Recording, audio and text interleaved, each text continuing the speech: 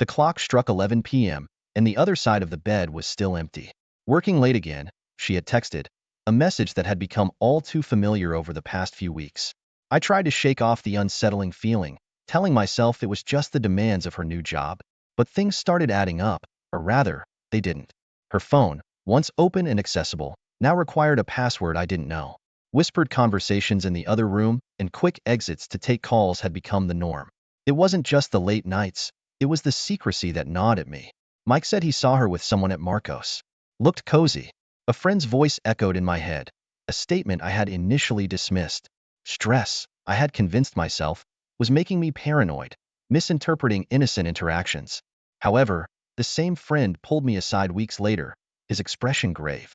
"I've got proof," he whispered, sliding his phone across the table. The image on the screen, a candid shot of her laughing with someone I didn't recognize, felt like a punch in the gut. Confrontation was inevitable. "Is there something you need to tell me?" I asked that evening, her arrival interrupting the silence of our now cold living room. The question hung in the air, a palpable tension building between us. "There's nothing to tell. You're being paranoid," she retorted, her defense as swift as it was sharp. The denial was expected, yet it stung, the accusation of distrust adding salt to the open wound.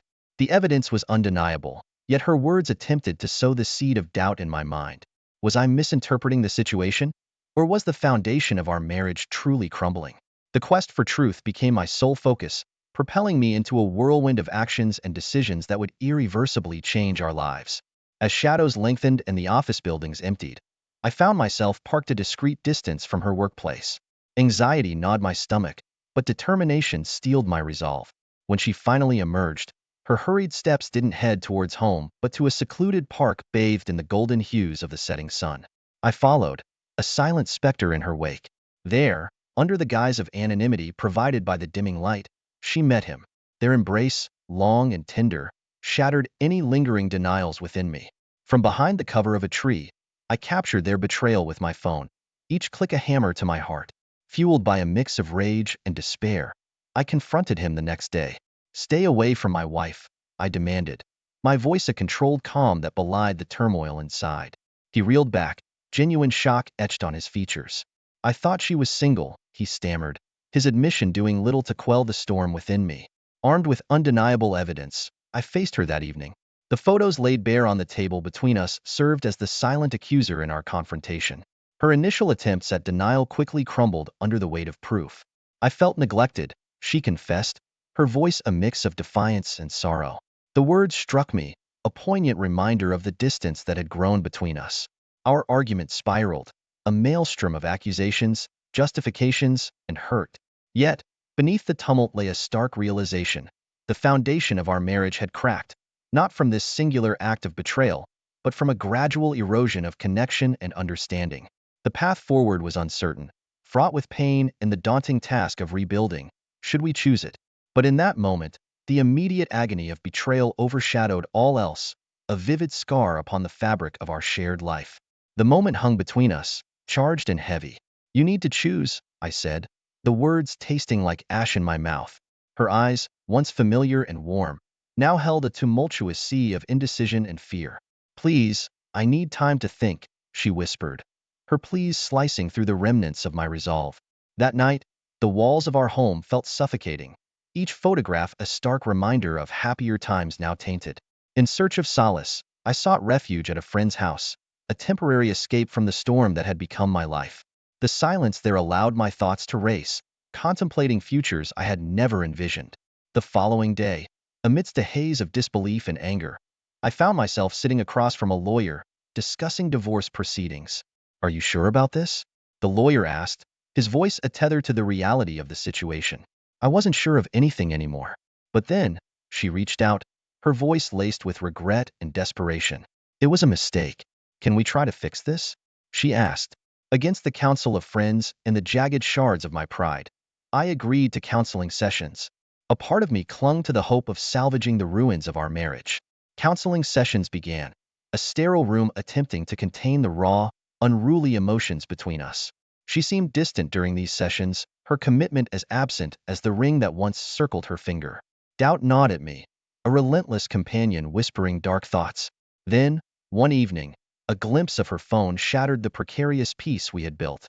Messages, unmistakably planning to meet him again, flashed before my eyes, a digital confession of her unresolved feelings. The betrayal wasn't just repeated, it was deepened, reinforcing the chasm that had opened between us. Confronted with this new evidence, I was thrust back into the tempest of betrayal and hurt. The counseling, the attempts at reconciliation, all felt like a facade, a cruel charade played at the expense of my hope and forgiveness. The path forward was now shrouded in uncertainty and pain, a journey through the aftermath of broken vows and shattered trust. The air was thick with tension as we stepped out of the counselor's office, the last session ending on a note far from resolution. My mind raced, replaying the discovery of her messages, a fresh wound on an already battered heart. "We need to talk," I said, the urgency in my voice cutting through the hum of the busy street. Our conversation quickly escalated, voices rising despite the public setting. Accusations and hurt feelings spilled out, an open display of our fractured relationship. "I need space. I can't do this here," she said, turning away, leaving me standing alone amidst the chaos of our unraveling lives. The solitude of the house echoed my turmoil, a stark reminder of the chasm between us. Betrayal, once a foreign concept in our marriage, had become its defining feature. With a heavy heart, I began the daunting task of preparing for divorce, each step feeling like a betrayal of the vows we once shared. During this tumultuous time, my friend, the one who had first opened my eyes to the affair, stood by me. "You'll get through this," he assured me, a rock amidst the swirling currents of my despair. His support was a lifeline, a reminder that I wasn't navigating this storm alone. Amidst the paperwork and legal consultations, word reached me that she was seeking advice on how to mend the rift, to win me back. It was a sliver of hope in a dark time, yet my heart was guarded, fortified against further hurt. Then, she returned home, her presence filling the space that had grown cold in her absence. "I'm sorry, and I want to make this right," she said, her eyes searching mine for any sign of forgiveness. The sincerity in her voice tugged at the frayed edges of my resolve. We sat down, embarking on a marathon discussion about our future, if such a thing still existed for us. The conversation was raw, a candid exploration of the pain we had inflicted upon each other and the monumental task of rebuilding trust. The path forward was fraught with uncertainty, yet the mere act of dialogue, of opening ourselves to the vulnerability of healing, felt like a tentative step towards reconciliation. As the night wore on, our words carved out a tentative ceasefire, a fragile foundation upon which to rebuild. The journey ahead promised to be arduous, marked by moments of doubt and fear, but the possibility of redemption, however distant, sparked a faint glow of hope in the darkness. The decision to give our marriage another chance felt like stepping onto uncertain ground, but it was a step I was willing to take. We laid down clear boundaries, a framework within which we hoped to rebuild what had been damaged. It was a tentative beginning, but it was a thaw. We invested time in each other, carving out moments from our days to reconnect. I noticed a shift in her behavior. She was more open, more willing to share her thoughts and feelings. It was a change that breathed a cautious hope into the hollow spaces of our relationship. To further this newfound connection, we planned a weekend getaway. It was an opportunity to step away from the reminders of our past struggles and focus solely on us. Those days were a blend of conversations, laughter, and shared silences that spoke volumes. It felt like we were rediscovering each other, finding new depths in familiar waters. However, upon our return, a shadow fell across the brightness of our rekindling. She fell ill, a persistent malaise that prompted a visit to the doctor. The atmosphere was tense, charged with an unspoken fear of what might be uncovered. The news she brought back shattered the fragile peace we had built. "I'm pregnant," she said, the words hanging between us like a sword. The joy that should have accompanied such news was absent, replaced by a heavy silence. The timing was suspicious, a cruel reminder of the chasm that had once divided us. The turmoil of emotions was overwhelming. The specter of past betrayals loomed large, casting doubt on the paternity of the child. It was a question I wished I never had to ask, a doubt that pained me to voice. "We need a paternity test," I said, the words feeling foreign on my tongue. Demanding a paternity test was a decision that came from a place of hurt and uncertainty. It was a step back into the shadows, even as we had been moving towards the light. The future of our family, our marriage, hinged on the results of that test. It was a moment that held both the possibility of complete shattering and the hope for a stronger rebuilding, but it was a step we had to take to move forward, wherever that path might lead. The days dragged on, each one heavier than the last. As we awaited the results of the paternity test, the air in our home was thick with the tension of unspoken fears and the weight of impending truths. Our conversations, once on the mend towards normalcy, now skirted around the giant elephant in the room, each of us lost in our whirlwind of thoughts and emotions. Then, the call came, a moment frozen in time. "I'm sorry," the voice on the other end said. "The results confirm you are not the father." The words struck with the force of a sledgehammer, shattering the fragile hope I had harbored. In that instant, the foundation of our rebuilt trust crumbled into dust. The revelation plunged us into a crisis unlike any we had faced before. Our marriage, already scarred by past betrayals, now teetered on the brink of an abyss. The future, once again, became a murky path, obscured by hurt and uncertainty. In the midst of this storm, she stood before me, tears in her eyes, voice trembling. "I'm so sorry. Please, can we find a way to get through this? Can we raise this child together?" Her plea cut through me, a stark reminder of the love that had once bound us, now intertwined with the pain of betrayal. Torn between the remnants of that love and the sharp sting of betrayal, I found myself at a crossroads. The decision before me was monumental, not just a matter of my relationship with her, but of the innocent life caught in our turmoil. Seeking guidance, I turned to friends and family, each conversation adding layers to my internal struggle. Opinions varied widely, from staunch support for a fresh start to warnings against the consequences of unresolved issues. The cacophony of advice left me more conflicted, a heart divided by love and hurt. In search of clarity, we returned to counseling, this time to navigate the treacherous waters of this new reality. The sessions were intense, raw opening of wounds and exploration of possibilities. We dissected our feelings, the deep-seated hurt, the lingering love, and the potential for forgiveness. Each session peeled back layers of pain and doubt, revealing glimpses of understanding and empathy. Yet, the journey was far from over. The path ahead promised challenges and required a strength I wasn't sure I possessed. But amidst the turmoil, a flicker of hope remained, a beacon guiding us through the uncertainty of what lay ahead. The decision to forgive wasn't made in a moment of clarity or a burst of enlightenment. It was a gradual realization, a deep understanding that the child, innocent in our turmoil, deserved a chance at a stable, loving family. My wife's plea for forgiveness, her remorse palpable, tipped the scales. Love, I realized, wasn't just a feeling but a choice to rebuild from the ruins of betrayal. Informing our families about the situation was our next step, one fraught with apprehension. The reactions were as varied as the individuals themselves, ranging from supportive understanding to palpable disappointment. Yet, beneath the cacophony of opinions, there was a thread of hope that we clung to, a belief in the possibility of redemption and healing. Preparations for the child's arrival marked a time of cautious optimism. Amidst discussions of names and nursery colors, there was an underlying current of our ongoing healing process. My wife severed all contact with the child's biological father, a decision that was both painful and necessary, underscoring her commitment to our family. The birth of the child was a watershed moment, bringing with it a deluge of emotions. The challenges were manifold, from sleepless nights to navigating our roles as parents under the shadow of past events. Yet, there were moments of undeniable joy, the first smile, the first steps, each a milestone that brought us closer together. Trust, once shattered, was painstakingly rebuilt, day by day, action by action. We focused on the well-being of our family, understanding that the foundation we laid now was critical for the future. Counseling sessions continued, a space where we could navigate our feelings and learn to communicate more effectively. The experience, as harrowing as it was, tested the very fabric of our marriage. Yet, rather than succumbing to the strain, we emerged stronger, more resilient. The commitment to each other, once questioned, was now renewed, fortified by the trials we had overcome. Accepting the child as my own was a journey in itself. Fatherhood, I discovered, transcends biology. It's a role defined by love, responsibility, and the unwavering support one provides. Embracing this role, I found a sense of purpose and fulfillment that transcended the initial turmoil.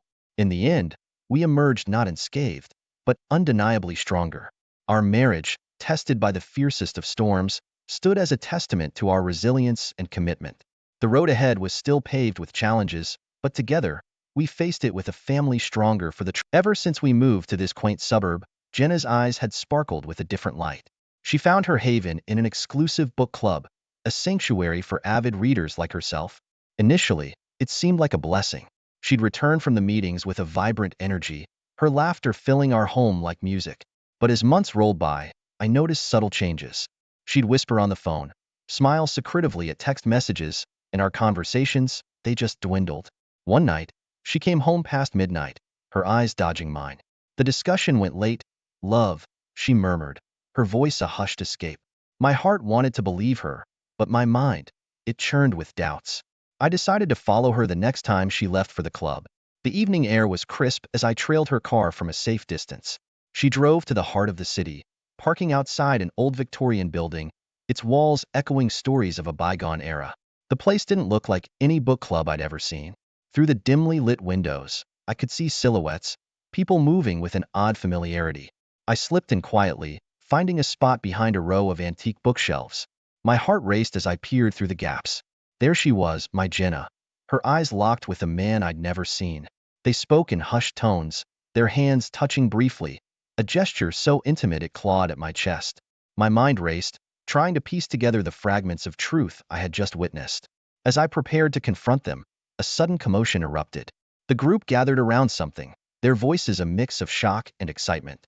I strained to see, but before I could understand, Jenna's eyes met mine across the room. Time stood still, her expression a tangled web of fear and surprise. I retreated hastily, my mind a whirlwind of emotions. What was this place? Who was that man? And most importantly, what was Jenna hiding? Outside, the cold night air felt harsh against my skin, a stark contrast to the fire burning in my chest. I knew then, this was just the beginning. There were secrets lurking in the shadows of that book club, secrets that threatened to shatter the life I thought we had. As I drove back home, a single, haunting question echoed in my mind. What happens next? Like, share, and subscribe if you're hooked and can't wait to uncover the secrets of the double life of a book club. The next few days were a blur. My mind kept replaying that night, each memory a shard piercing through my heart. Jenna's behavior grew increasingly erratic. She was on edge, her eyes darting nervously whenever her phone buzzed. It was as if she was guarding a sinister secret, one that could crumble our world. I had to know more. I couldn't let this gnawing suspicion eat away at me. So, I decided to delve deeper into the mystery of the book club. My first stop was the local library. If this club was as exclusive as Jenna claimed, someone there must have heard about it. The librarian, a kindly old woman with a penchant for mystery novels, raised an eyebrow when I mentioned the club. Ah, that club, she said, a note of caution in her voice. It's not what it appears to be.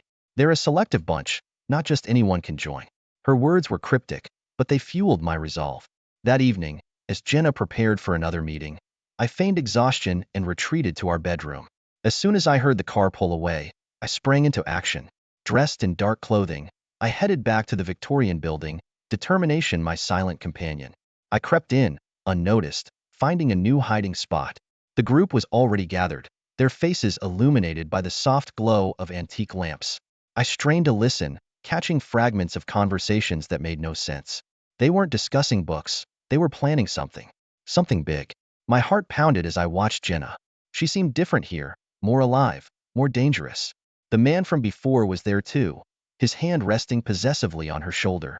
A surge of jealousy and anger washed over me, but I forced myself to stay focused. Suddenly, the room went silent. A new figure had entered, someone I couldn't quite see. The group huddled around, listening intently. The air was thick with anticipation. I leaned in closer, desperate to catch their words. That's when disaster struck. A bookshelf I was leaning against gave way with a loud crash, sending books tumbling down. All eyes turned towards me, shock and recognition mirrored in Jenna's eyes. I scrambled to my feet, my cover blown. The group advanced towards me, their expressions a mix of anger and curiosity. Jenna's voice cut through the chaos. He's my husband. The room fell silent. The mysterious figure stepped forward, his identity sending shockwaves through my very being. It was David, Jenna's ex-fiancé, whom she had often mentioned in passing, always with a hint of unresolved emotions. His presence sent 1,000 questions racing through my mind. Why was he here, and what role did he play in Jenna's secret life? The room was thick with tension, each person waiting for the other to break the silence. David's eyes were fixed on me, a mixture of amusement and challenge in his gaze. So, you're the husband Jenna can't stop talking about, he said, his voice smooth, yet laced with something sinister. Jenna stepped forward, her eyes pleading. "Let's talk outside," she whispered, grabbing my arm. I followed, numb and confused. Outside, under the starless sky, Jenna's facade crumbled. Tears streamed down her face as she began to unravel the truth. The book club was a front, a gathering of individuals bound by a shared past and a dangerous secret. David, their charismatic leader, had lured Jenna back into his world, a world she thought she had escaped when she left him for a simpler, honest life with me. The club? It's not just about books or affairs, Jenna sobbed. It's much bigger. We're planning to expose a massive corporate scandal, one that David and I uncovered years ago. But we needed a group, a cover, and I got pulled back in. I was stunned. The betrayal I had imagined was of a different kind, a deeper deception that entangled Jenna in a web of danger and moral dilemmas. David's plan was to use the club as a cover to leak the scandal to the press, but the stakes were high. Anyone involved was at risk. "Why didn't you tell me?" I asked, my voice a mix of anger and hurt. "I wanted to protect you," she said, her voice barely above a whisper. "I thought I could keep my two worlds separate, but I was wrong." The weight of her confession hung heavy between us. I was torn between the love for my wife and the shock of her double life. Just then, a black car pulled up. Its windows rolled down, revealing a face that sent a chill down my spine. It was. In the car sat Mr. Hargrove, the CEO of the corporation entangled in the scandal Jenna and David were trying to expose. His cold, calculating eyes bore into us, sending a wave of dread through my body. How did he find us? The implications were terrifying. "Jenna, we need to talk." Hargrove's voice was calm, but there was an underlying threat that couldn't be ignored. Jenna stiffened, her resolve faltering under his gaze. He stepped out of the car, his presence dominating. "You're playing a dangerous game. I suggest you and your little group reconsider your actions," he said, his eyes flickering to me, assessing. Jenna gathered her courage, her voice steady. "We won't be intimidated. The truth needs to come out." Hargrove chuckled, a sound devoid of humor. "Be careful, Jenna. You're not the only one with something to lose." With a final piercing look, he got back into his car and drove away. The encounter left us shaken. Jenna clung to me, her body trembling. "What have I gotten us into?" she whispered. We drove home in silence, the night's events weighing heavily on us. Once home, Jenna revealed everything. The club, under David's leadership, had been working to compile irrefutable evidence of Hargrove's corrupt practices. Jenna's role had been to help decode complex financial documents, thanks to her background in finance. "But why involve your ex?" I asked, the jealousy and confusion evident in my voice. Jenna sighed. "David was the one who discovered the scandal initially. We had to work together, despite our past. It was never about rekindling anything with him." I wanted to believe her, but the sting of betrayal, real or perceived, was hard to shake off. The next day, as I grappled with the revelations, I received an anonymous email. It contained a single file, marked urgent. Hesitantly, I opened it and found myself staring at a detailed report of Hargrove's illicit activities, along with a note. "Expose him, or more than your marriage is at stake." The gravity of the situation was now undeniable. We were in too deep, caught in a dangerous game where the stakes were life and death. As I pondered our next move, a sudden knock at the door jolted me. I opened it to find.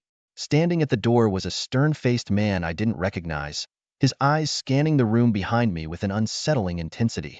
"I need to speak with Jenna," he said, his voice firm, leaving no room for questions. As Jenna approached, her face paled upon seeing him. "Detective Miller," she greeted, her voice a shaky whisper. The detective's presence was ominous, hinting at trouble far beyond our fears. Detective Miller wasted no time. "We've been monitoring Hargrove and his associates, including your book club," he began, his eyes fixed on Jenna. "You're dangerously close to a situation that's much larger than a corporate scandal." Jenna and I exchanged worried glances. The detective's revelation meant our actions were no longer hidden in the shadows. They were under the scrutiny of law enforcement. Miller continued, "We can offer protection, but in exchange, we need everything you have on Hargrove. And we need your cooperation to bring him down." The offer was a lifeline amidst the chaos. Jenna nodded, the burden of her secret life finally lifting. She agreed to work with the detective, promising to deliver the evidence the next day. After Miller left, Jenna and I had a long, heart-to-heart conversation. It was time to lay all cards on the table, to rebuild the trust that had been strained by secrets and lies. We vowed to face the coming storm together. The next morning, as we prepared to hand over the evidence to Detective Miller, An encrypted message popped up on Jenna's phone. It was from David, urgent and foreboding. Meet me immediately. It's about Hargrove. Don't bring the evidence. Jenna's eyes met mine, a storm of uncertainties swirling in them. We knew meeting David could be a trap, but what if he had critical information? With heavy hearts, we decided to split up. Jenna would meet David while I would deliver the evidence to Detective Miller. It was a risk, but one we felt compelled to take. As I drove towards the police station, my mind raced with possibilities. Meanwhile, Jenna headed to an old warehouse, the designated meeting spot. When I handed the evidence to Miller, his grim expression did little to ease my anxiety.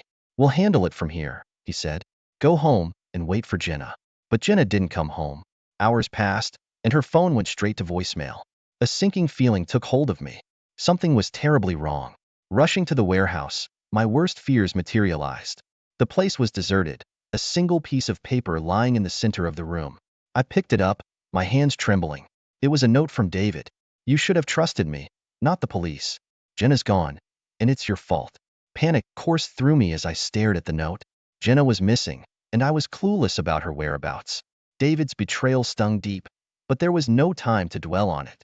I had to find Jenna. Racing back home, I called Detective Miller, but it went to voicemail. Desperation mounting, I started piecing together every clue, every conversation that might lead me to Jenna. Then it struck me, the book club. Perhaps someone there knew where David might have taken her. I headed back to the Victorian building, the place where this tangled web began. The members were gathered, their faces etched with concern and confusion. Upon seeing me, they fell silent. I need to find Jenna, I said, my voice steady despite the turmoil inside. David has taken her, and I believe he's planning something drastic. The group exchanged glances, the tension palpable. Then, one of them, a woman named Lisa, stepped forward. I think I know where they might be, she said hesitantly. David mentioned a safe house once, a place he used when things got complicated. Grasping onto this sliver of hope, I followed Lisa to a secluded cabin hidden deep in the woods. The place looked abandoned, but a faint light flickered through the windows. We approached cautiously, the silence of the woods eerie and foreboding. As we reached the door, muffled voices seeped through. I recognized Jenna's voice, her tone frantic.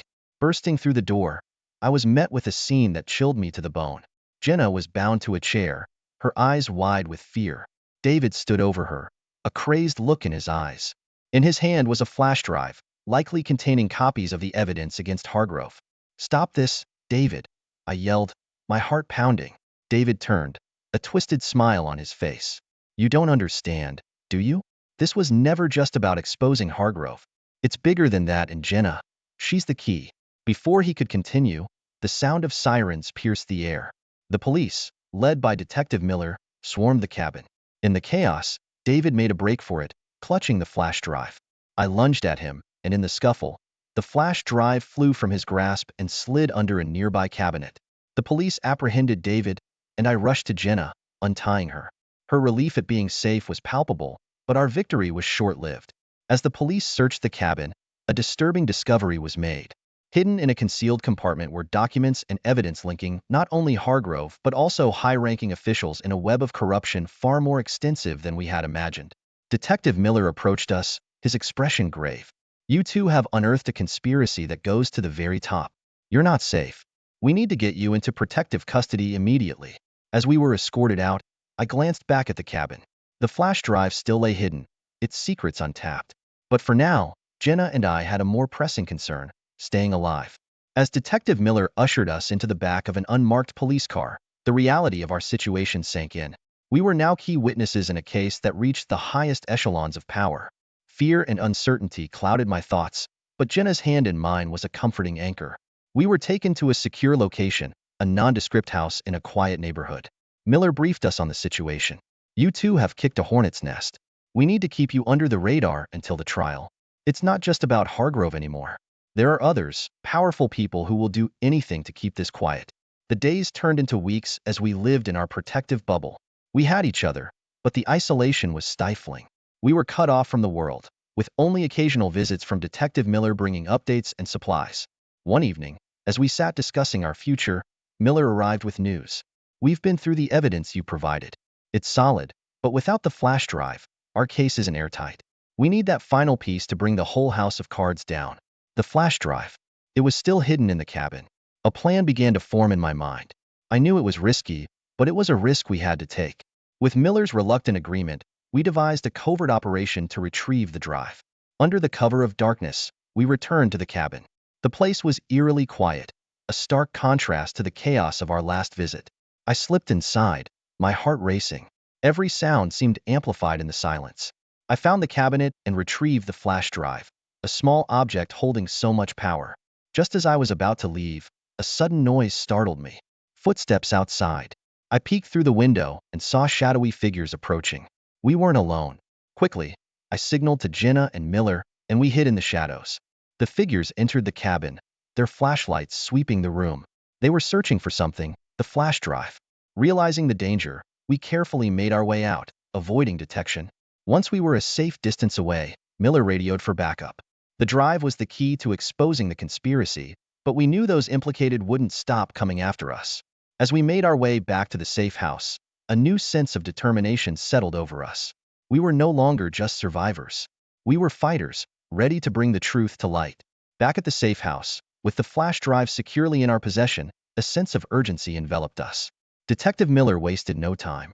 He arranged for a team of experts to analyze the drive, uncovering a trove of incriminating evidence that implicated not just Hargrove but a network of corruption linking politics, finance, and the corporate world. As the trial date approached, the tension was palpable. Jenna and I were key witnesses, the linchpin in a case that could topple giants. We prepared for the courtroom, going over our testimonies, aware that every word carried immense weight. The day of the trial arrived, a day that felt more like a lives. The courthouse was a fortress, swarming with media and security. As we made our way inside, flashes of cameras and shouted questions assaulted us, but we remained focused, our resolve unwavering. The trial was a whirlwind. Prosecutors presented the evidence with precision, painting a damning picture of Hargrove and his associates. When it was our turn to testify, Jenna and I took the stand, recounting our ordeal and the evidence we had uncovered. Our words echoed in the packed courtroom, every syllable a strike against the corrupt network we had exposed. As the trial progressed, the defense tried to discredit us, painting us as unreliable, involved for personal gain. But the evidence was irrefutable. The flash drive, in particular, was a silent testament to the truth, its contents a beacon of justice. After days of intense proceedings, the jury retired to deliberate. The wait was agonizing, each passing hour a test of our patience and courage. Finally, the moment of truth arrived. The jury returned, their verdict clear in their somber expressions. Guilty. The word rang through the courtroom, a sweet sound of victory and relief. Hargrove and his county conspirators were found guilty on all counts. Justice had prevailed, but the journey was far from over. As we stepped out of the courthouse, free but forever changed, we knew our lives would never be the same. We had fought against giants and emerged victorious, but at a cost. Our normal life was a distant memory, replaced by a new reality shaped by our ordeal. Detective Miller approached us, a smile of genuine respect on his face. You did good. Thanks to you, we've struck a significant blow against corruption. But be careful. People like Hargrove have long memories. As we walked away, hand in hand, a mix of emotions flooded us, triumph, relief, but also a sense of wariness. We had exposed a deep-seated corruption, but in doing so, we had also made powerful enemies. Our story had reached its conclusion, but our lives were just beginning a new chapter, one where we had to be vigilant, always aware of the shadows cast by. My name is Jack, and for the longest time, I lived what seemed like a dream. I married Emily, my college sweetheart, the woman who captured my heart with her vibrant smile and infectious laugh. We were blessed with twins, Alex and Ava, who brought endless joy into our lives. Our home in the suburbs of New York was filled with love, laughter, and the chaos that comes with raising young children. I worked as an architect, a job that and passion for design. Emily, with her flair for communication and charisma, thrived in her career in public relations. Her job was demanding, often requiring late nights and weekend work, but she always seemed to balance it with family life. Her success made me proud, and I never begrudged her the time spent away from home. After all, we were a team, supporting each other's ambitions and dreams. Our life seemed almost too good to be true. We had wonderful friends, our weekends often filled with backyard barbecues or birthday parties for the twins. Emily and I shared a social circle that included her colleagues and our neighbors, a community that felt like an extended family. But as perfect as our life appeared, I couldn't shake off a nagging feeling that something was amiss. Emily's phone was constantly buzzing with texts and emails. She assured me it was just work, but there was an intensity to her correspondence that seemed excessive, even for her demanding job. I tried to dismiss my concerns, attributing them to the natural ebb and flow of marriage and the stresses of our busy lives. It wasn't just her phone habits that had changed. Emily started going on more work trips, her schedule becoming increasingly unpredictable.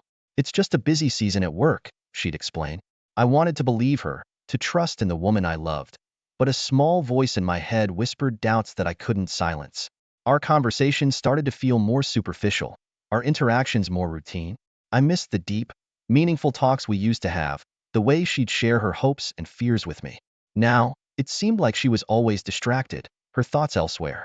Despite these changes, I clung to the belief that our love was strong enough to weather any storm. I focused on being the best father and husband I could be, hoping that whatever was causing the distance between us would soon pass.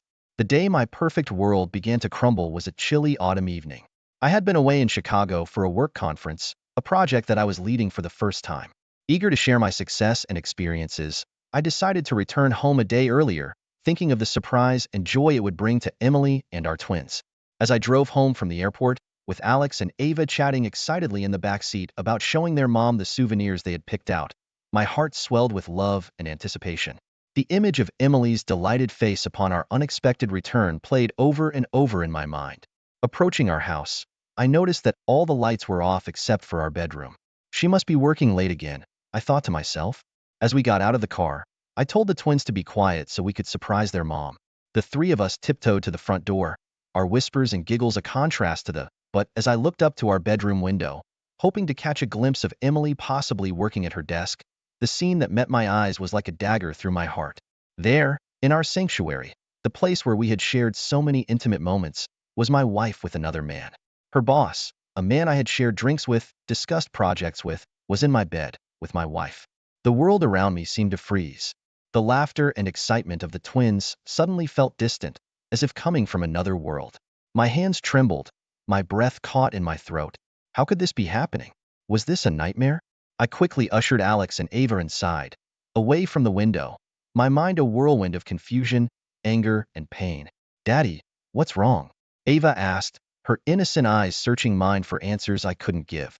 I managed a strained smile, assuring them everything was fine, even as my world was falling apart. That night, I put the twins to bed, reading their favorite story with a forced cheerfulness. As they drifted off to sleep, I sat in the living room, the silence deafening, the images from the bedroom window replaying in my mind. I didn't confront Emily that night. Instead, I lay awake, the haunting questions swirling in my mind. How long had this been going on? Was our entire life together a lie? What did this mean for our children, for our future? As dawn broke, I made a decision. I needed to know the full extent of Emily's betrayal. I couldn't confront her with just suspicions and a single, painful image. I needed proof, undeniable evidence that would reveal the truth of the life I thought I knew. In the following days, I moved through life like a ghost, my interactions mechanical, my thoughts consumed by the betrayal. I maintained a semblance of normalcy for the sake of the twins, but inside, I was in turmoil. Emily seemed oblivious to my inner struggle, her demeanor unchanged, which only fueled my suspicions and hurt. I contacted a private investigator, a decision that felt like crossing an irreversible threshold. The PI was professional and discreet, promising to gather information with utmost confidentiality. As I provided details about Emily's schedule, her work, and our life, a sense of surrealism washed over me. How had our life come to this? The investigation was thorough. The PI followed Emily, documenting her movements, her meetings. The evidence that came back was a mosaic of deception. It wasn't just her boss. There were others, colleagues, acquaintances, even old friends. The extent of her infidelity was staggering. But the most painful revelation was the realization that many in our circle knew about Emily's affairs. Friends we had vacationed with, colleagues we had entertained in our home, even her sister, they were all aware of her duplicity. The sense of betrayal deepened, extending beyond my marriage to encompass my entire social world. I struggled to comprehend the reality that the life I had been living was a facade. The woman I had loved and trusted, the mother of my children, had been leading a double life, one that everyone seemed to know about but me. The feelings of humiliation, anger, and grief were overwhelming. The evidence from the PI gave me a clear picture, but it also left me with a difficult decision. What should I do with this information?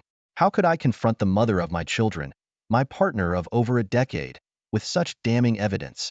I knew I couldn't ignore what I had learned. For my own sanity, for the future of my children, I needed to confront Emily. But the thought of that confrontation, of bringing all the lies and betrayal into the open, filled me with dread. In the end, I realized that the truth, however painful, was the only path forward. It was time to face the reality of our broken marriage, to confront the woman I had shared my life with and demand answers to the questions that tormented me. The day I decided to confront Emily is etched in my memory, a defining moment in my life. I waited for the twins to be at school, ensuring they would be shielded from the impending storm. My heart raced, and my palms were sweaty as I heard her car pull into the driveway. Emily entered the house, her face reflecting the usual stress and fatigue from work. She didn't immediately notice the seriousness in my demeanor. "Jack, you're home early. Is everything okay?" she asked casually, hanging her coat. I took a deep breath, my voice steady but cold. "We need to talk, Emily. It's about us, about our marriage." Her expression shifted from casual to concerned. "What's wrong? Are the kids okay?" "The kids are fine. This is about us, Emily. Or rather, it's about you." I paused, gathering my courage. "I know about the affairs, Emily. All of them." The room fell silent. Emily's face drained of color, her eyes widened in shock. For a moment, she said nothing, and then the floodgates opened. Denial, anger, and finally, a reluctant acceptance. "How did you find out?" she asked, her voice barely a whisper. I explained about the private investigator, about the evidence I had gathered. Emily listened, her face a mask of shock and guilt. "I never meant to hurt you," she started, but her words felt hollow, rehearsed. I listened as she tried to explain, to justify her actions. She spoke of feeling unfulfilled, of a need for excitement and validation. But her words sounded like excuses, attempts to rationalize the irreparable harm she had caused our family. The conversation was long and painful. We argued, we cried, and in the end, we sat in silence, the weight of her betrayal hanging heavily between us. The woman I thought I knew, the life I thought we had built together, it was all a lie. In the days that followed, I grappled with a range of emotions: anger, sorrow, disbelief, and a profound sense of loss. Our marriage, once the bedrock of my life, was now in ruins. The path ahead was uncertain, but I knew one thing for sure: our relationship could never return to what it once was. The trust was shattered, and with it, the love I once felt for Emily.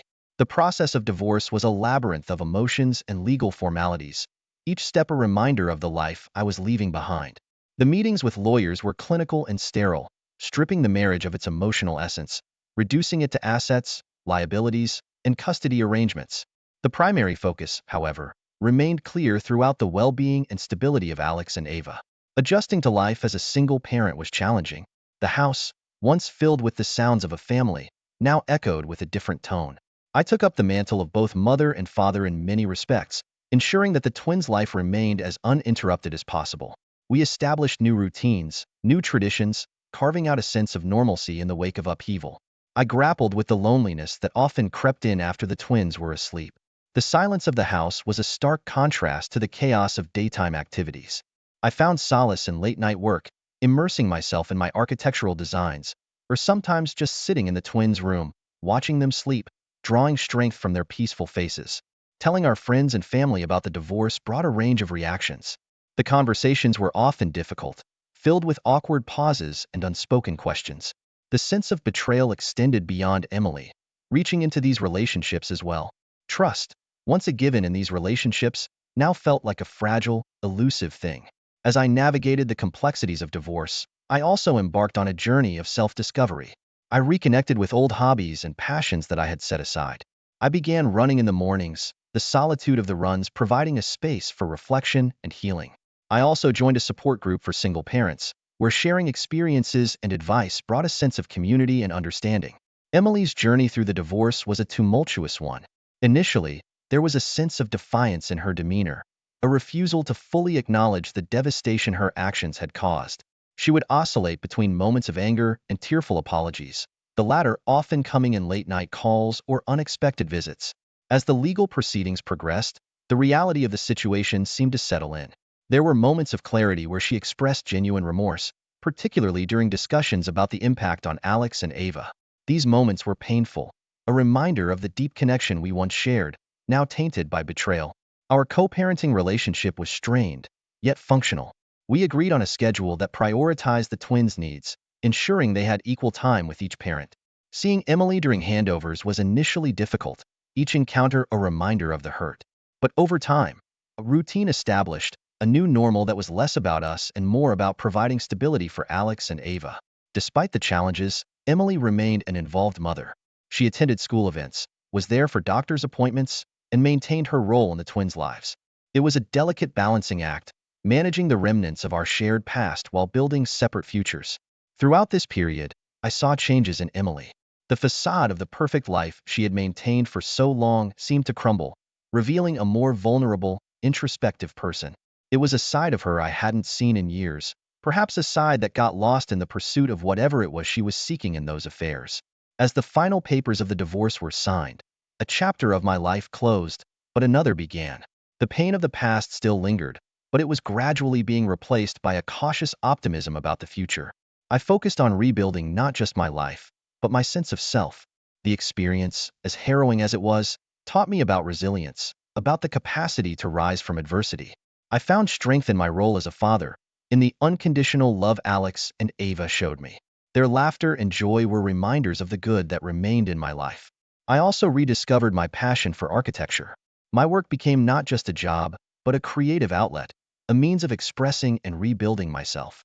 I took on new projects, each a step towards creating a new identity, separate from the man who was defined by his marriage and its subsequent failure.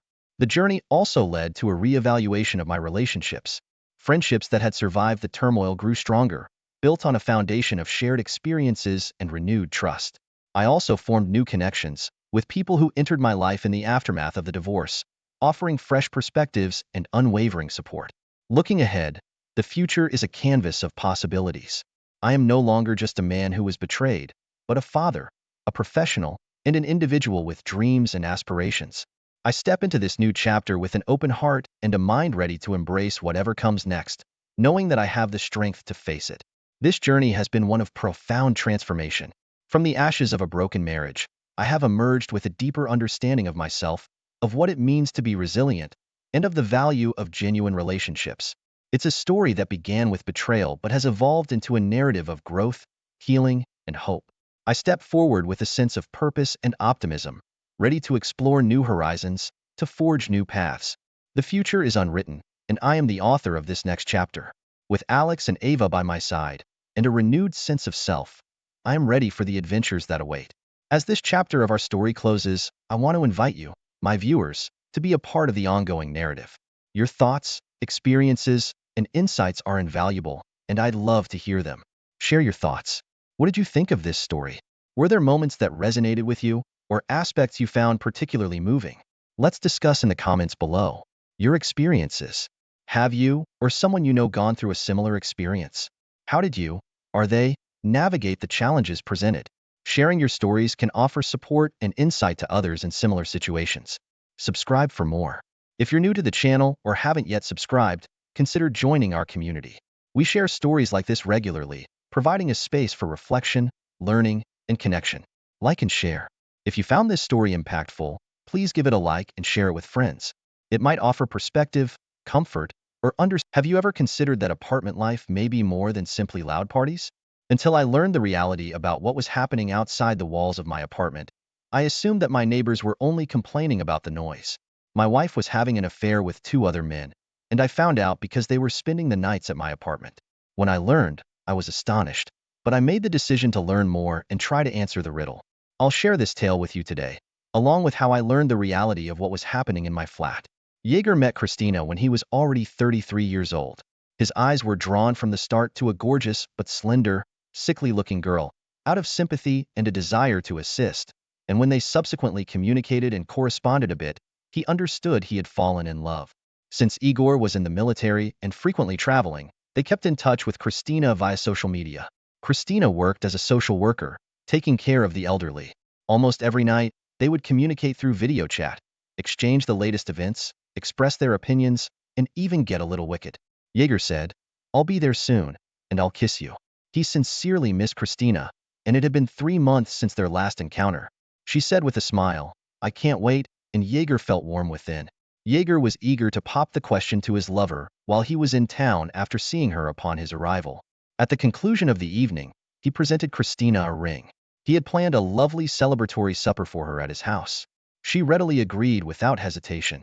Even before he could take the ring out of his pocket, he assumed she had said yes. He had a very simple wedding, brought his new bride into his flat, and then went once again for work. Christina felt miserable and lonely. She didn't fully appreciate the impact of her husband's presence in her life from phone calls and regular networking. One day, a friend extended an invitation to her for a stimulating game, assuring her wonderful company and a fun evening. Christina happily concurred. She greeted her squad after arriving at the designated location in time. There were 5 other males on the squad in addition to Christina. All of them, with the exception of Christine, attended university together and had a strong friendship. Christina requested that her buddy invite her more frequently since she enjoyed the game. She so kept herself occupied till Igor showed up. Christine abandoned the game when he was at home. She vowed to come back when Igor was gone, so the rest of the squad accepted it with grace. And that's what occurred. When Christina came back to the game that evening for the first time following the break, their team won, so they made plans to celebrate in the cafe. They stayed there until closing, and at that point, everyone in the group was inebriated. One of the males, Boris, followed Christina when it came time to depart. He had been openly flirting with her for a while, but this evening he became more daring and even kissed her. Christina phoned the man to her vacant apartment once the booze in her blood completed its job. They awoke in the same bed the next morning. Later, Boris visited her a few more times, which expertly made her lonely evenings more bearable. When Igor saw little bruises on his wife during their intimate moments, he became suspicious that something was wrong. When he inquired about their origin, Christina nervously stated that she had purchased them while attending a dancing lesson with a friend. They never brought up the topic again once Igor's vigilance was satisfied by the response. Later, Christina started having extramarital romances with 2 other members of their team in addition to Boris. When a neighbor stopped her on the stairs one day and threatened to tell Jaeger everything, she did not hesitate to bring them to her home. She first banned the trio from visiting her home, but when summer arrived, the watchful neighbor moved in with the cottage and Christina took over the old house. She twiddled her thumb at her temple and used foul language as she informed her buddy about Christina. Their interaction and participation in games came to a stop after that. Jaeger frequently saw the displeased looks of his neighbors while he was walking home. He was told by a married couple who lived directly above Jaeger and Christina's flat, and who had just had a kid, that their intimacy with his wife was particularly noisy and turbulent. He learned from them that Jaeger wasn't the only one who heard the groans. Our apartment's groaning has drawn complaints from our neighbors. What are your thoughts about that? That evening, he harshly questioned his wife. She was ashamed and said that she occasionally viewed intriguing films without her spouse. So to say, she did it to de-stress and raise her husband's expectations for his business trip. These comments stirred Jaeger, and he took Christina at her word. Autumn arrived. All of the city's roadways were covered with colorful leaves that had fallen from the trees. Jaeger eagerly anticipated his approaching holiday during the final days of his business trip. In order to surprise his wife, he booked a luxurious hotel stay and paid for a trip to the beach. That in mind, he made his way back home. Outside his home, he encountered Grigory Ilyich, a neighbor who had previously threatened to reveal Christina as he got out of the taxi. His expression was grave. He didn't even give Jaeger his customary greeting smile. He was greeted coldly by the neighbor, who then probed Jaeger for a while. Jaeger was surprised when the man entered the room from a distance and said, "Your wife doesn't waste any time. She's got men coming over, 3 of them." He began by talking about his life and his wife. His back collapsed as his pulse suddenly spiked. He regarded Grigory Ilyich as though he had just spoken the silliest thing possible. However, he could see by the man's entire demeanor that he was not lying. After saying thanks for the information to his neighbor, the latter yelled after him for Jaeger to make an adult introduction. The spouse then finished piecing everything together in his mind. The neighbors complained of the haymakers on his wife's body and the groans. Everything was apparent. Jaeger himself simply didn't see it, and Ilyich didn't want to either. Christina was meant to be in her house. When his train came, Jaeger contacted her from the train station. She gave him a warm hug and a grin as she welcomed him. When she saw her spouse was acting strangely, she kindly inquired as to what was happening. Jaeger fixed his gaze unblinkingly on his wife. He was unexpectedly confronted with an unloved lady from a weird, unpleasant woman who he had been dreaming about. He even had the impression that his wife smelled foreign and odd. Grigory Ilyich was seen. As Igor started, he saw Christina stumble and grip the door jamb. I was told something fascinating here. Christina's lips were trembling as she regarded him with fear. She became even pallid as Jaeger spoke. Christina sobbed irately to the ground, her hands covering her face. She did not contest the truth. She didn't hide anything. She just gave Jaeger the truth. He listened to her while he sat on a seat in the hallway. He abruptly said, "I'm going to sell the apartment." Christina cried even more when she said, "I can't live here after this. It's disgusting." She begged her husband to forgive her, but he simply shook his head and said, "Sorry." Jaeger wasn't dishonest. The very following day, he listed the flat for sale, and because he purposefully priced it low, purchasers came forward swiftly. He moved and divorced throughout his whole trip. On the other side, Christina went back to her mother. She couldn't even afford to rent an apartment on her wages as a social worker in a small town. In amazement, her mother sobbed for days. One of the three guys she had been hanging out with, Boris, admitted to her that they had battled about whether any of them could make a married lady feel sexually attracted to them. Christina was totally appalled by the news and humiliation she had received. She had foolishly believed that she liked the three of them simply. Christina sobbed and pondered about the whole thing for a while. She had lost touch with that business. She also lacked the time to look for a replacement. She made an effort to secure a part-time position so she could leave her mother's home. But she had plenty of time to reflect on how her own treachery had harmed her own life before she went to sleep. It was initially just a game that wasn't meant to have any lasting effects. She was only trying to cheat to see what would happen. But soon she found herself being sucked into a vortex of desire from which she was unable to escape.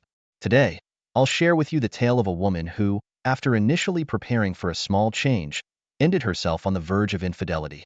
For 5 years, Nikita and Dasha had been dating. After being married, they moved into Nikita's parents' old flat, which they later decided to leave to their kid after renting it out for a period. Nikita worked at a car dealership, while Dasha was a dental office administrator.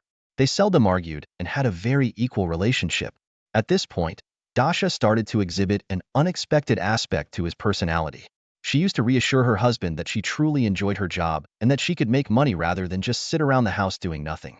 But suddenly, she started to bring up his exhaustion from dealing with people more and more frequently.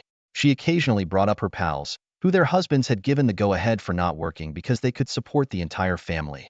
Naturally, Nikita understood what she was trying to say. But as of now, he could not see how they could possibly make enough money to support both of them. He was eagerly anticipating an increase in income at work.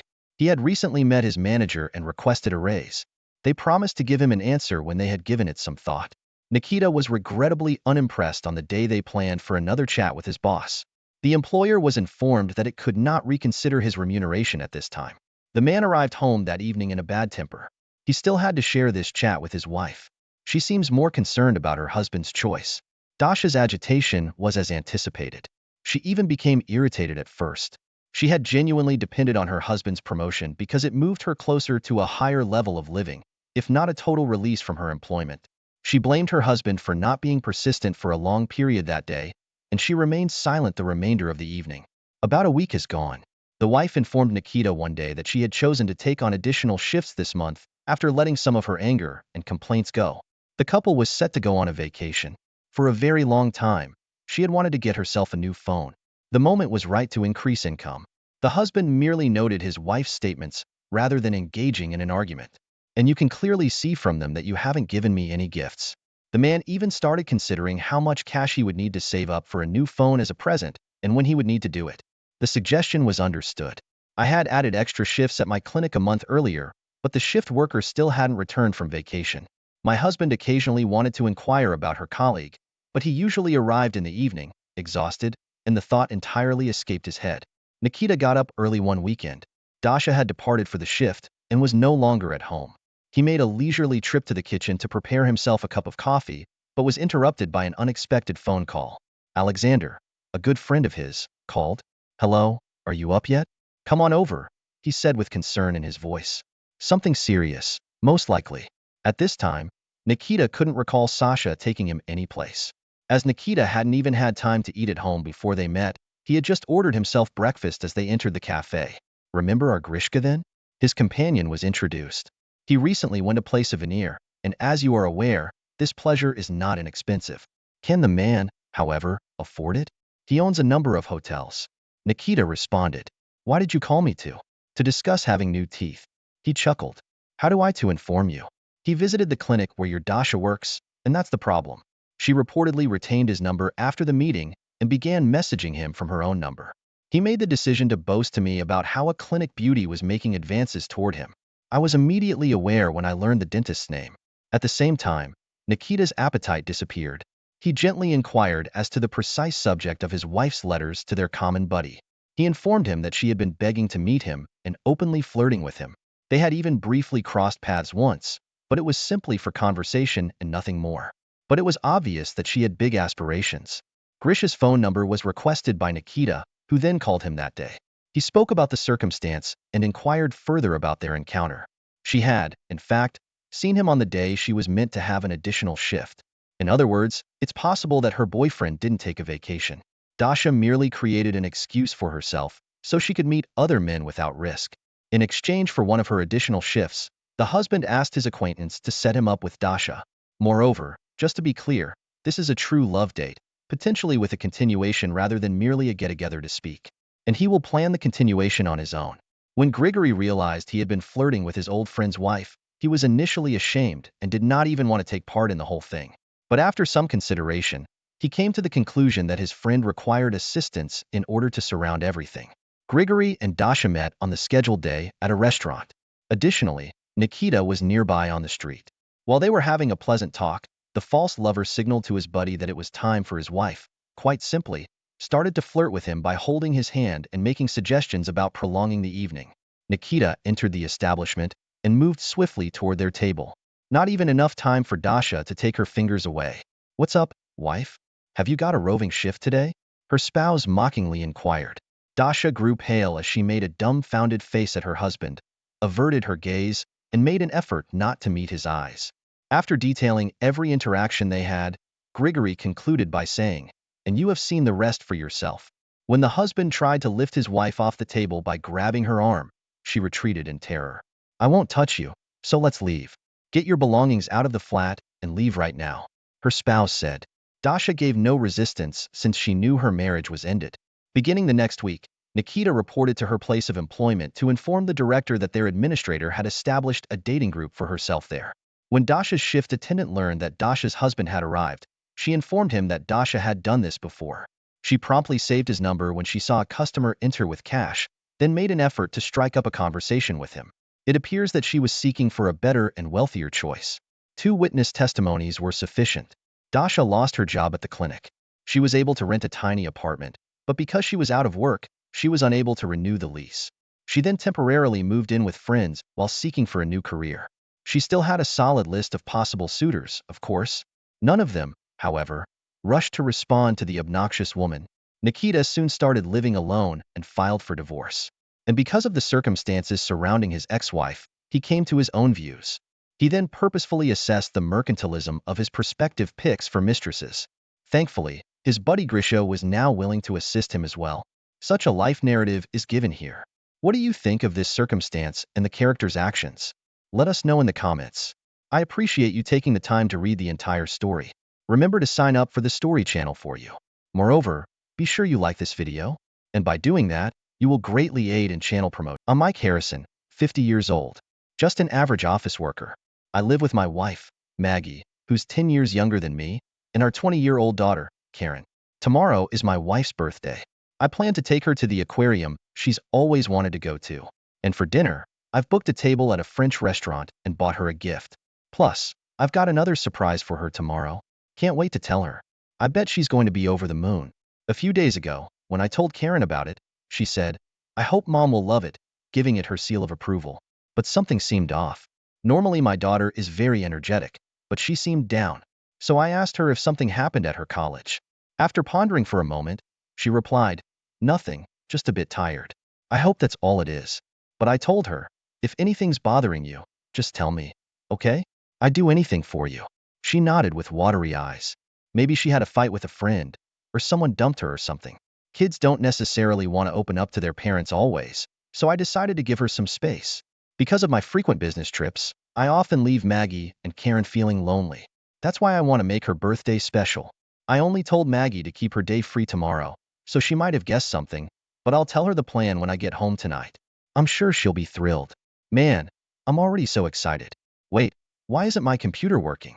One of my colleagues said there was an internet system outage. I can't work like this, and suddenly we had the afternoon off. Thought of heading home, but since I had the time, I decided to hit the mall to buy a new outfit for tomorrow. And would you believe it? I spotted Maggie there. Hey, I was about to call out when I noticed her with a young man I'd never seen before. What's going on? Surely, she's not having an affair, right?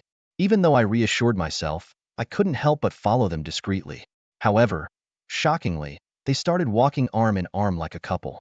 I kept hoping I was misunderstanding the situation, but then they entered a hotel. My heart raced so fast I could hear it pounding in my ears. Why didn't I confront her earlier? No, I was too stunned to act. Frozen with shock, I watched as an hour later, Maggie and the man came out of the hotel. Mustering up courage, I approached my wife and asked, Maggie, what are you doing here? She momentarily looked shocked and then lowered her eyes. The man with her hurriedly left my presence. Going into a hotel with a man in broad daylight? What's going on? Explain. She responded, quite nonchalantly. It's just one affair. Don't overreact. And to think she was really having an affair. It felt like I'd been hit in the head with a hammer. Such was my shock. I felt so dizzy, almost as if I was going to collapse. I tried hard to pull myself together. When I told my wife we should go home and talk, she said she didn't want to be blamed and would go to her parents' house today. Are you kidding me? I exclaimed loudly. Next thing I knew, she shouted, I've had enough. Ignoring my protests, she hopped into a taxi and left. I ran after her immediately but lost sight of her. However, since she mentioned going to her parents, I figured I could confront her there later. That's what I was thinking at the moment. More than that, does once mean she cheated for the first time today? What did I do wrong?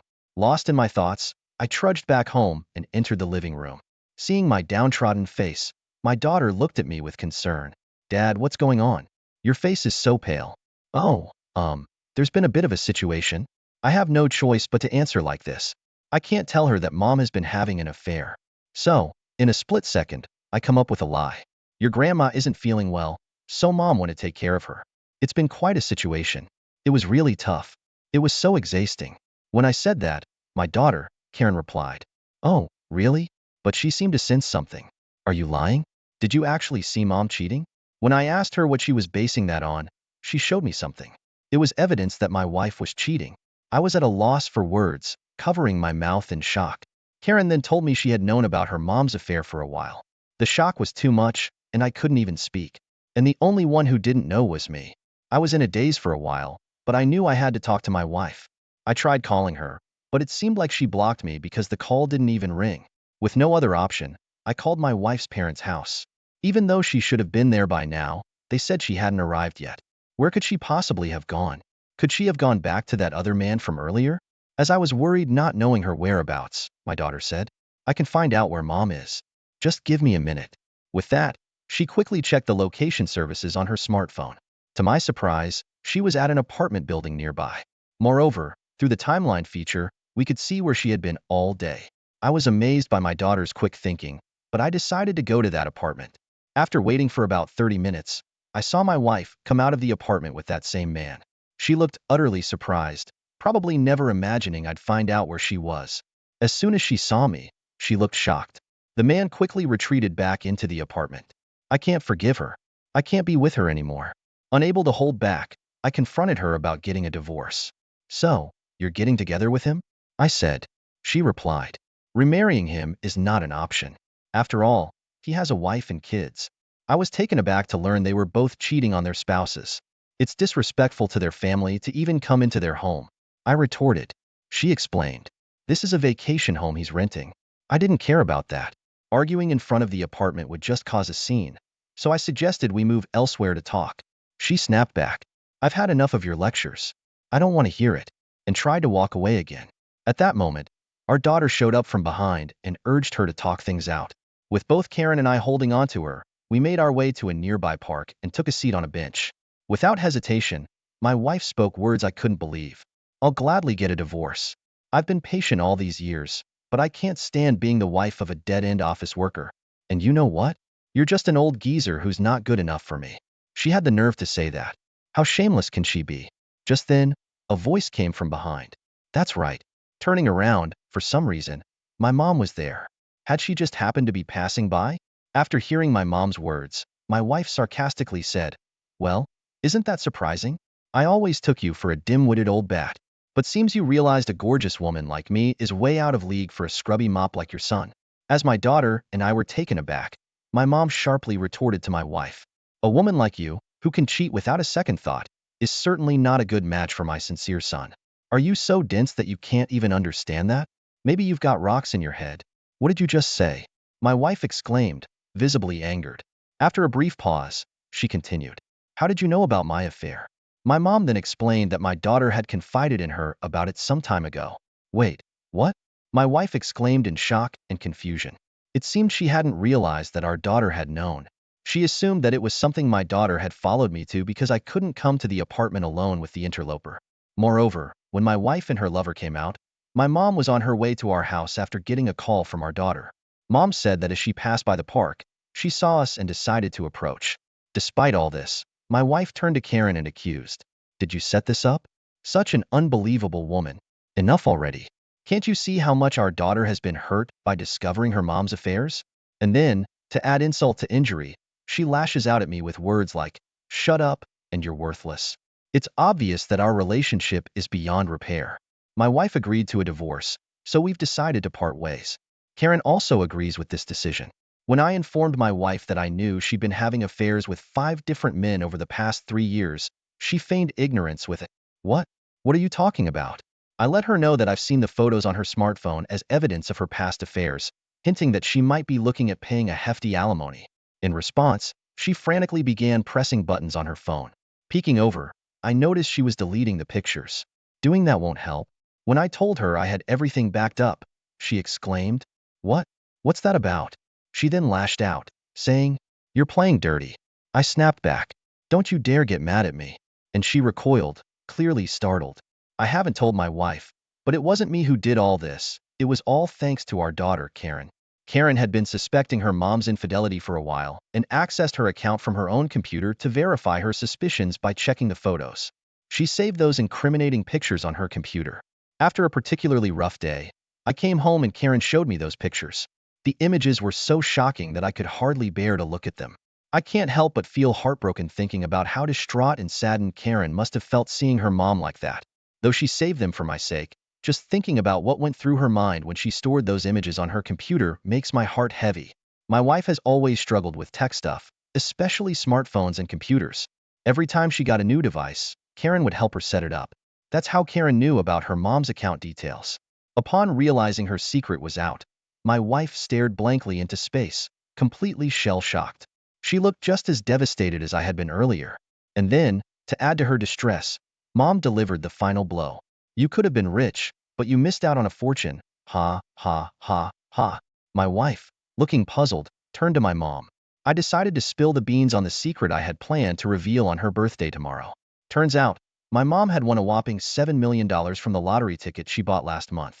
Moreover, she had promised to give that money to my dad and our family, and had already made preparations to hand it over to us. After hearing this, my wife quickly said she'd reconsider the divorce, but I made it clear that me and Karen's feelings remained unchanged. Karen spoke for my wife, who was very upset with me. "For your birthday tomorrow, Dad had planned a whole day for you, including a visit to the aquarium and a fancy French dinner. With such a loyal and honest man as our father, how could you even think of cheating on him? It's embarrassing to think you're my own mom." Then, Karen confessed that she had known about her mom's affair for a while but couldn't say anything. As she finished speaking, she ran to my mom, hugged her tight, and burst into tears. It must have been so hard for her. She must have been suffering in silence for so long. "I'm so sorry. I truly am. I'm sorry for not noticing." I gently touched her shoulder and felt her body tremble. I'll never forgive my wife for putting Karen through this. I no longer wanted her in our home, so I called her parents and explained everything, asking them to pick her up. My in-laws assured me they'd make her face the consequences and took her with them. After watching them leave, Karen said through her tears, "Thank you, Dad, for always working so hard for us. I've always admired and respected you. I want to repay your kindness from now on." I couldn't help but cry at her heartfelt words. What a kind-hearted girl she is, even though she must have been the one most hurt. I shared my feelings with her. It's me who should repay you, Karen. I don't know where I'd be without you. I'm truly sorry.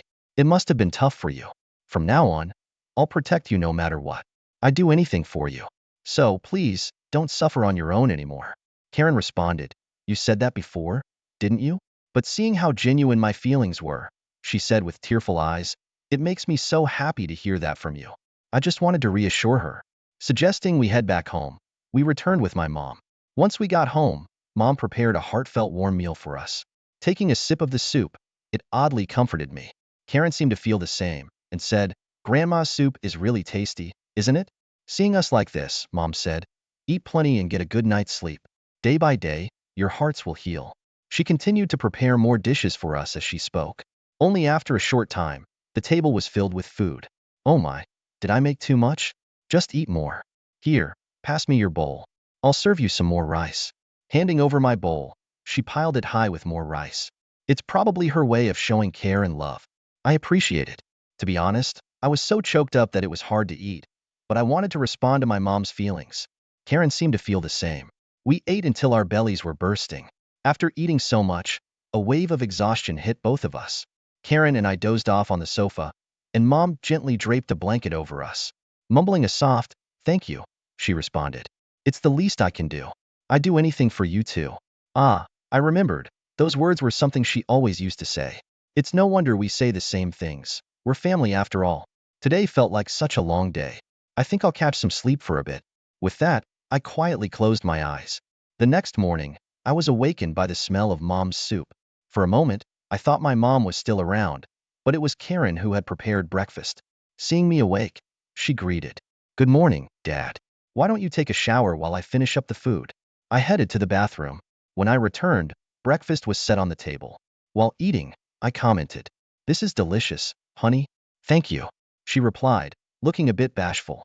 Later on, wanting to avoid any direct confrontation with my wife, I wrote up divorce papers and sent them to my in-laws. I agreed to have my attorney handle the alimony and get her consent for the payments. Karen, sensing my distress, would cook delicious meals for me every day and even pack lunch. Having her by my side has truly been a saving grace. I vowed to protect her no matter what. After discussing with Karen, we decided to sell the house I once shared with my wife, and with the money received from my mom, we purchased an apartment. Karen decided to save all the money she got from my mom for emergencies. I can't help but admire how mature and responsible